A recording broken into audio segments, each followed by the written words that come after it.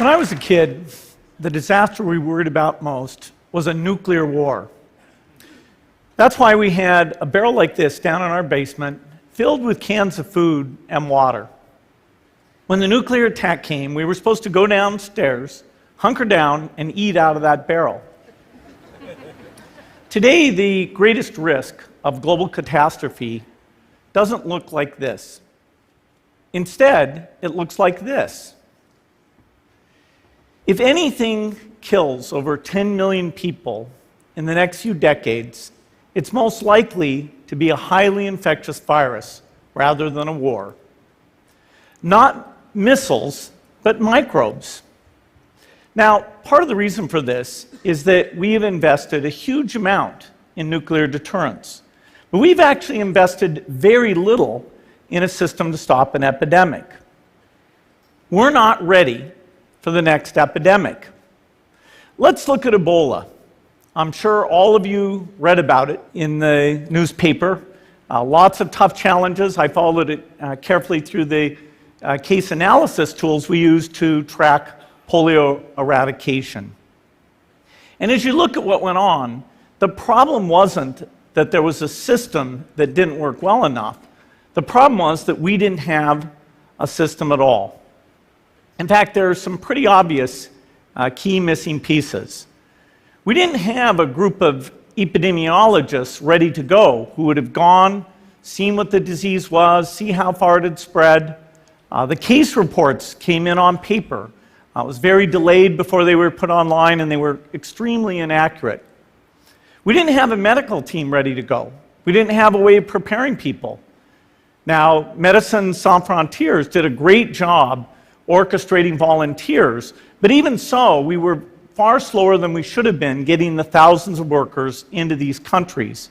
And a large epidemic would require us to have hundreds of thousands of workers.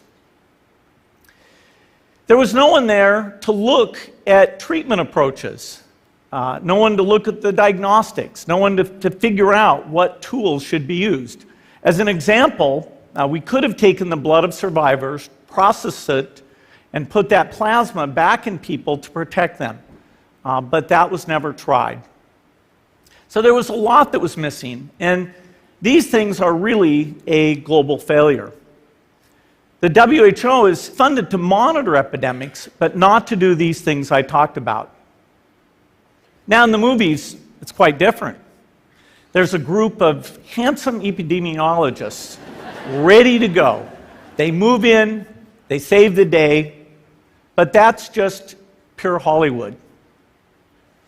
The failure to prepare could allow the next epidemic to be dramatically more devastating than Ebola.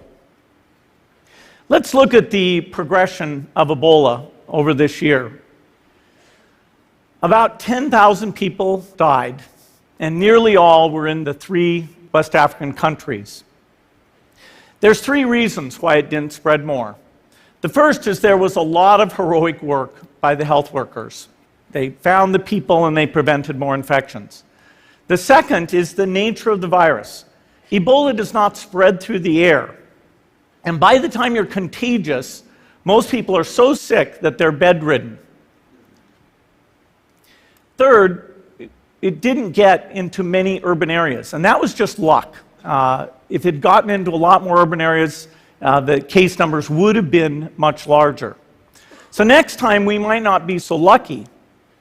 You can have a virus where people feel well enough while they're infectious that they get on a plane or they go to a market.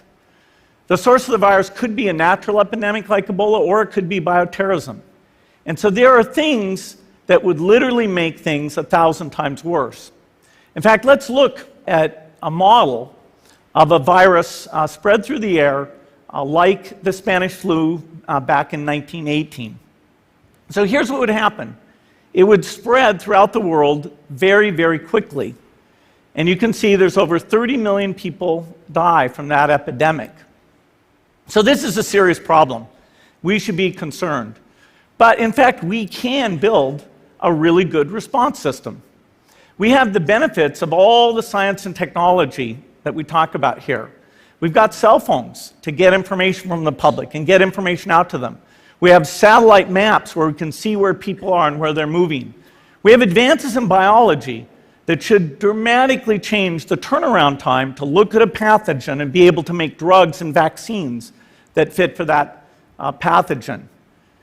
So we can have tools, but those tools need to be put into an overall global health system, and we need preparedness. The best lessons, I think, on how to get prepared are, again, what we do for war. For soldiers, we have full-time waiting to go. We have reserves that can scale us up to large numbers. NATO has a mobile unit that can deploy very rapidly. NATO does a lot of war games to check, are people well-trained? Do they understand about fuel and logistics and the same radio frequencies? So they are absolutely ready to go. So those are the kinds of things we need to deal with an epidemic. What are the key pieces? First is we need strong health systems in poor countries. That's where mothers can give birth safely, kids can get all their vaccines, but also where we'll see the outbreak very early on. We need a medical reserve corps, lots of people who've got the training and background who are ready to go with the expertise. And then we need to pair those medical people with the military, taking advantage of the military's ability to move fast, do logistics, and secure areas. We need to do simulations, germ games, not war games, so that we see where the holes are. The last time a germ game was done in the United States was back in 2001, and it didn't go so well. So far, the score is germs 1, people 0. Finally, we need lots of advanced R&D in areas of vaccines and diagnostics. There are some big breakthroughs, like the adeno-associated virus, that could work very, very quickly. Now, I don't have an exact budget for what this would cost, but I'm quite sure it's very modest compared to the potential harm. The World Bank estimates that if we have a worldwide flu epidemic, global wealth will go down by over $3 trillion, and we'd have millions and millions of deaths. These investments offer significant benefits beyond just being ready for the epidemic. The primary health care, the R&D, those things would reduce global health equity and make the world more just as well as more safe. So I think this should absolutely be a priority. There's no need to panic. We don't have to hoard cans of spaghetti or go down into the basement. But we need to get going because time is not on our side. In fact, if there's one positive thing that can come out of the Ebola epidemic, it's that it can serve as an early warning, a wake-up call to get ready. If we start now, we can be ready for the next epidemic. Thank you.